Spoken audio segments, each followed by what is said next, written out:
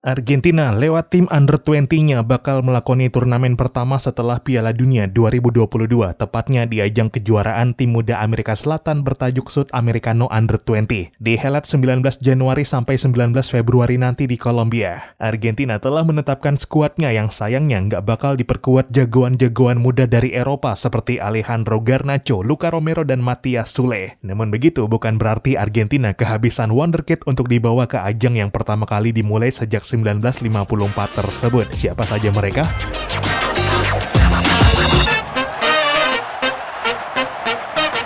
Halo dan selamat datang kembali di Papa Bola. Ya, pukulan bagi Javier Mascherano sebagai pelatih Argentina Under-20 yang gak bisa membawa jagoan-jagoannya dari Eropa seperti Alejandro Garnacho, Luka Romero, dan Matias Sule. Memang cukup dilema bagi ketiga pemain tersebut untuk turun ke turnamen yang dihelat di Kolombia pada pertengahan bulan nanti, mengingat Sudamericano Under-20 dihelat di luar kalender internasional FIFA. Sedangkan tiga pemain tadi sudah jadi bagian dari tim utama masing-masing klub, dan Februari biasanya adalah periode terpadat sekaligus paling krusial di kompetisi, baik itu di pentas domestik maupun Eropa. Tapi ya inilah istimewanya Argentina, nggak ada Garnacho, Luka Romero, dan Sule, masih ada bintang-bintang lain yang nggak kalah hebat, malah mungkin lebih baik dari tiga nama yang sudah tenar tersebut. Mascherano mengumumkan 23 pemain dalam skuadnya untuk Sudamericano Under-20 2023 pada 7 Januari lalu. Hanya 2 pemain berasal dari Eropa, sedangkan 21 sisanya dari klub Argentina. 2 nama dari Eropa adalah Nicolas alias Nikopas dari Akademi Real Madrid dan Facundo Buonanotte dari Brighton and Hove Albion yang memang baru Januari ini bergabung setelah dibeli dari Rosario Central pada awal November lalu. Dan ya, Nikopas serta Buonanotte adalah nama yang diproyeksi menjadi bintang Argentina di turnamen nanti. Nikopas musim ini menegaskan sinarnya setelah tampil impresif bersama tim Juvenil A Real Madrid. 5 gol dibuatnya dalam 5 pertandingan, menjadikannya top skor sementara Real Madrid di ajang tersebut. Mencetak 1 gol tiap 58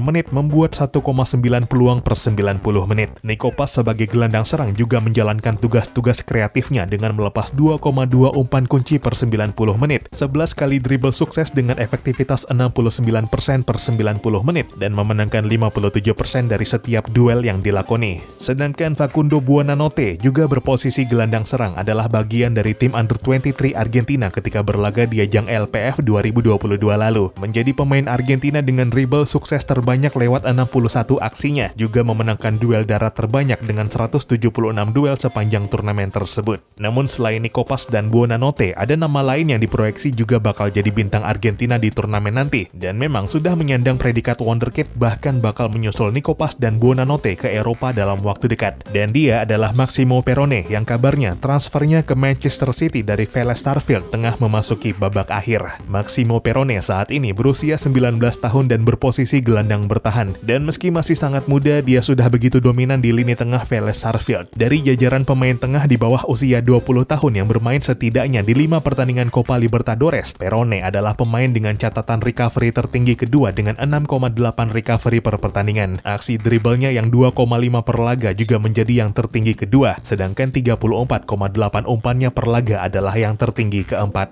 Dari lini belakang, jagoan Argentina Under-20 diisi Valentin Gomez, juga rekan setim Perrone di Vélez Sarsfield. Sebelumnya di ajang LPF 2022 bersama Argentina Under-20, Valentin Gomez adalah pemain dengan sapuan terbanyak lewat 42 aksinya. 623 umpan suksesnya di lapangan sendiri juga yang paling banyak di antara pemain lainnya di turnamen tersebut. Sedangkan secara keseluruhan, 874 umpan suksesnya adalah yang terbanyak kedua, yang 61 umpan panjang suksesnya juga menjadi yang terbanyak ketiga. Sedangkan dalam aksi defensif, tingkat keberhasilan duel daratnya sebesar 64,44% adalah yang terbanyak kedua dari seluruh pemain di turnamen tersebut. Keahlian Valentin Gomez itulah yang bakal kembali diharapkan pada gelaran Sudamericano Under-20 nanti, terutama oleh sang penjaga gawang yang bakal diisi Federico Gomez Gerd. Namanya mungkin masih asing, tapi wajahnya bakal familiar bagi para fans Argentina, karena memang dia dibawa pelatih tim senior Lionel Scaloni ke Qatar pada Piala Dunia 2022 lalu sebagai sparring partner skuad Argentina. Usianya masih 18 tahun dan bermain untuk Tigres, namun masih belum membuat debutnya di tim utama. Dia dibawa Argentina pada turnamen La Alsudia 2022